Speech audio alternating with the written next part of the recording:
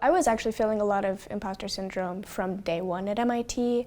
I was a waitlist admit, so I kind of came in with that feeling that I had to prove myself more than anyone else here. I spent my first year kind of struggling to catch up with some of my friends. I'd never taken a physics class before, so that was something that was particularly difficult for me. And at the end of my first year, I was starting to feel like I had more of a handle on MIT, was feeling a little bit more confident.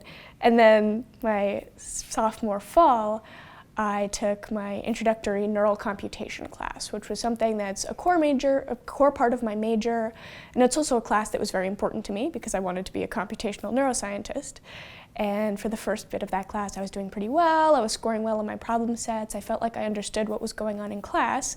Apparently, I did not. I took the first exam and got the 7th lowest score in the entire class because the distribution was granular enough for me to see that. Then those other 6 people either put the class on listener or dropped it, so I was left with the official lowest score in the class, which was a rather big bummer for me. I started questioning whether I should still be a neuroscientist, whether this was the path for me, whether computational neuroscience was something I could do, if I had a good judgment of what I was capable of, if I had felt good in that class and done so poorly on the exam, what other things was I misjudging myself of being capable of doing. Luckily, before I got to MIT, I'd kind of created a failure plan for myself. I knew that MIT was an incredibly difficult place, especially coming from my high school. I went to a rather large public high school. I knew that my classes here would be much, much harder.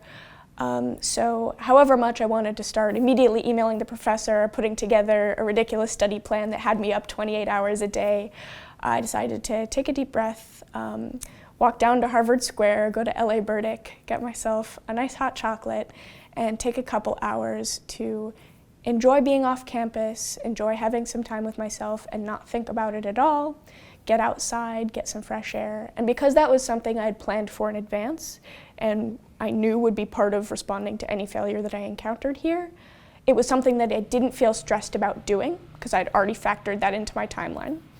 And the walk back was actually really lovely. I got a little bit lost, so I ended up on Commonwealth Avenue, and this was just at the right point in the year where they were starting to put up the Christmas lights on the trees. So I walked back. It was colder than I'd ever experienced before because I'm from San Diego. I could see my own breath, which was still completely novel at that time. And it was a nice reminder that there is life outside of campus, that everything kept moving, and that I still had a place outside of campus, on campus, and I could take a second and come back to it. And by the time I got back, I was feeling much better, much more centered. I was able to write a calm email to my professor asking to meet with him, talk about what I'd gotten wrong on the exam, what I could understand better next time. I started going to all of the office hours, and it turns out that while I was getting the problems right on the problem sets, I didn't actually understand why I was getting them right. I just realized, like, oh, my code runs, but I wasn't understanding the deeper principles that I needed to. I started putting more time into learning the math that we needed for that class. It required some differential equations and linear algebra that I hadn't encountered before, and I'd been using the examples from the book to study from, which turns out is not a great study technique if you need to be able to use those techniques on new problems.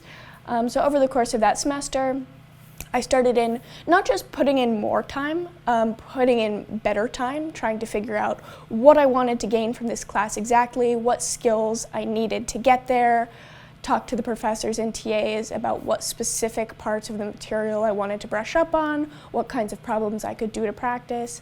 I learned how to study better, and taking that time to sit back and relax and think about what I wanted from my education was absolutely integral to that.